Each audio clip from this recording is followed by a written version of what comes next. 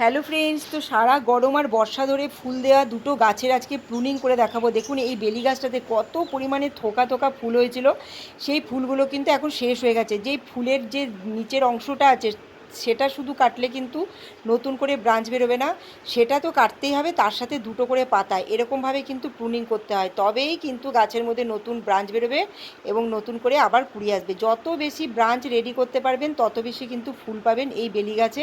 দেখুন আমার বেলি গাছটা কাটা হয়ে গেল। এরপরে দেখাচ্ছে হচ্ছে ফার্স্ট লাভ গাছে যে কত পরিমাণে ফুল হয়েছিল সেটাও আপনাদেরকে সব সময় দেখেছি। এখনও দেখুন বোঝাই যাচ্ছে গাছটাতে কত ফুল হয়েছিল। সেই ফুল হয়ে যাওয়া সেই নিচের অংশটা আমি কিন্তু কেটে কেটে বাদ দিয়ে দিচ্ছি। এভাবে কিন্তু দুটো গাছেরই প্রুনিং আমার করা হয়ে গেল। এবার প্রুনিং করার পরে যাতে ব্রাঞ্চ আসে তার জন্য আমি কী করলাম, কিচেন কম্পোস্ট দিয়ে দিলাম।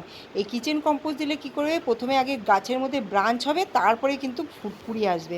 ভিডিওটা ভালো লাগলে লাইক করবেন।